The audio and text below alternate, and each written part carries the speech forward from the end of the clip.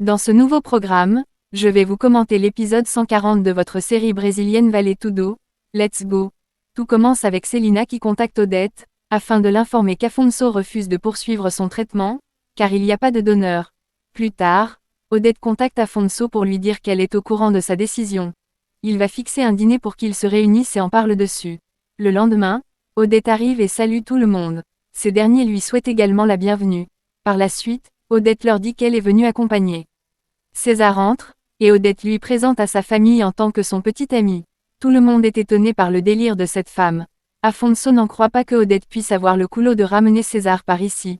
Odete reconnaît que cette rencontre avec César puisse causer un inconfort. Et aussi elle ne sait pas également si leur courtoisie pourrait résoudre ce petit malentendu. Cependant, elle rassure Afonso et Solange qu'ils seront satisfaits après avoir échangé autour du dîner. Afonso ne dit rien et retourne s'asseoir. Pour sa part, Helena croyait que ce dîner était prévu pour discuter à propos du traitement d'Afonso. Odete réplique qu'Afonso a déjà pris sa décision. Et s'il a décidé de ne plus continuer son traitement car il n'y a pas de donneur, elle ne pense pas faire grand-chose pour lui faire changer d'avis. Elle ne force personne à se faire soigner s'il n'a pas la volonté. Helena n'en revient pas de cette réaction d'Odete. Afonso maintient sa décision en disant qu'il ne retournera pas à l'hôpital sans avoir trouvé de donneur. Solange le rassure qu'ils trouveront ce donneur à tout prix. Odete de son côté leur souhaite bonne chance, car elle veut la même chose pour lui. Et en plus, Afonso a tout son soutien à propos de tout ce qu'il décidera de sa vie. Puis tout le monde prend place, et Odete commence à aborder le sujet à propos des relations amoureuses en général. Elle leur dit qu'elle a toujours été d'accord avec la décision de chacun dans cette maison. Mais en ce qui la concerne, elle va fixer la date de son mariage avec César. Cette nouvelle amuse Afonso, et il demande sérieusement à sa mère s'il compte vraiment épouser César. Odete confirme bel et bien sa requête. Helena demande également à sa mère si elle connaît déjà parfaitement son conjoint pour se marier si rapidement. Odete leur répond que ça doit être un point commun dans cette famille, car à sa connaissance, Afonso s'est également vite marié. Afonso répond à sa mère que le problème n'est pas le fait qu'elle se marie ou bien qu'elle se marie rapidement. Mais le problème se trouve où elle compte épouser l'amant de son ex-femme. Et là, Odete lui dit qu'elle n'y peut rien. Le cercle de l'amour est un classique. C'est même devenu une sorte de poème. Par exemple Solange qui a aimé Afonso, puis Fatima, ensuite César, et enfin qu'il aime à son tour. Mais la pauvre Celina n'est malheureusement pas comptée dans cette histoire. D'une minute à l'autre, le serveur vient prévenir tout le monde que le dîner est déjà prêt. Odete et César quittent le salon pour le dîner. Afonso n'en revient pas que sa mère puisse faire une telle chose. Quelque temps après, Afonso se repose et profite de son sommeil. D'une minute à l'autre, il se réveille et se demande où est passée Solange. Cette dernière est toute seule dans la salle de bain en train de pleurer. Elle pleure tout en caressant son ventre. La pauvre est en larmes. Afonso entre dans la salle de bain et lui demande ce qui se passe. Cette dernière le repousse et lui dit qu'elle est très en colère contre lui. Elle sait qu'elle ne devrait pas l'être à cause de sa maladie. Mais elle ne peut pas s'empêcher de l'être. Elle se demande le pourquoi Afonso n'agit pas comme une personne malade en continuant son traitement pour guérir.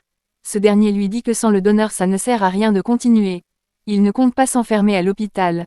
Solange lui dit qu'il devrait continuer son traitement. Il n'en fait qu'à sa tête. Il devrait faire des choses normales sans prendre des décisions précipitées. Solange lui parle avec beaucoup de quiétude, car elle l'aime et veut du bien pour lui.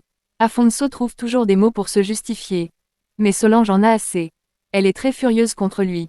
Ce dernier essaie de la calmer en lui faisant un câlin. Solange est toujours contrariée et lui demande s'il a vraiment envie de mourir en restant à la maison sans rien faire.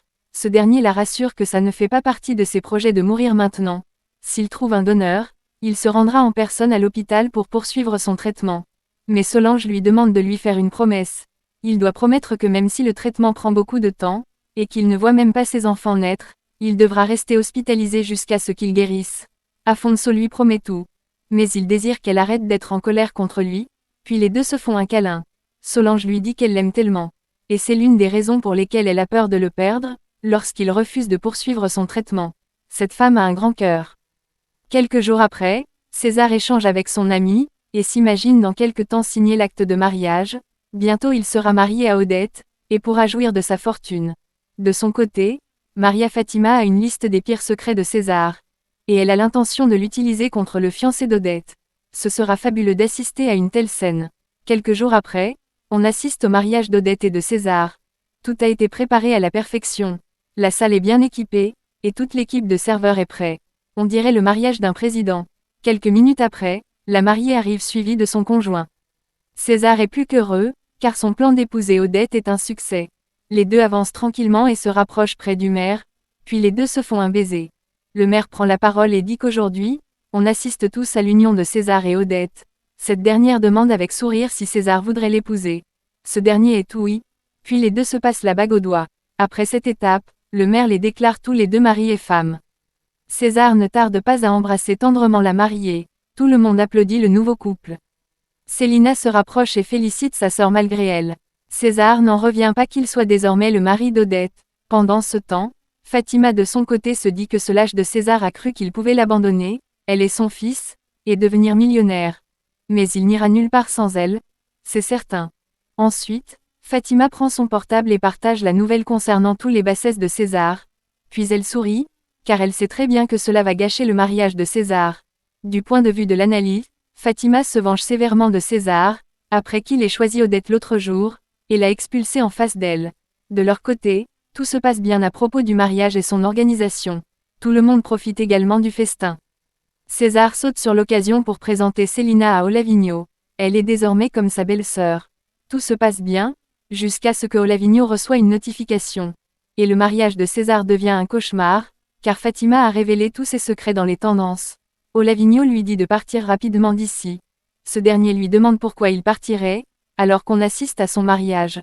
Son ami lui présente l'info reçue, dévoilant son passé obscur, y compris celle où ils ont volé au Comic Trip. Une femme de la quarantaine a épousé un jeune voleur. César réalise à l'instant que son mariage a viré au cauchemar.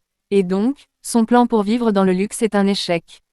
D'une minute à l'autre, la nouvelle se répand partout dans la salle. Les gens présents se demandent comment une telle chose peut être possible. Afonso et Solange sont choqués par la nouvelle. Olavigno dit à César que c'est Maria Fatima qui a sûrement partagé cette nouvelle. Ce dernier promet de faire payer à cette fille ce qu'elle vient de faire. De son côté, Odette reçoit la nouvelle et se dirige rapidement vers César. Ce dernier se dit que c'est la fin pour lui, et se lève pour s'enfuir. Odette lui demande où est-ce qu'il compte aller maintenant. Ce dernier panique et lui dit que le mieux à faire c'est de s'en aller. Odette lui dit de ne pas penser à s'enfuir le jour de son mariage. Elle lui tient la main et se rapproche devant tout le monde. Puis elle dit qu'elle est au courant de la nouvelle qui vient de se répandre concernant son mari. Et selon elle, ce n'est qu'une fausse nouvelle.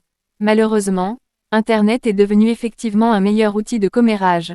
Mais elle a déjà contacté toute son équipe pour que des précautions soient prises, et donc, elle prie tout le monde de garder leur portable, afin de mieux profiter de la cérémonie. Tout le monde obéit à Odette et garde le téléphone. Elena n'en croit pas que sa mère puisse faire semblant d'être aussi naïve, mais Odette n'a pas l'air de se soucier du regard des autres. De son côté, Fatima assiste à cette scène depuis sa salle de bain, son plan pour ruiner le mariage de César est un échec. Et là, elle ne peut que profiter de son bain et son goûter, tout en félicitant César. Mais la pauvre est triste car elle n'a pas réussi son coup. César va profiter du luxe et du confort sans elle. Quelle triste réalité pour la pauvre Fatima. Et c'est la fin de ce programme.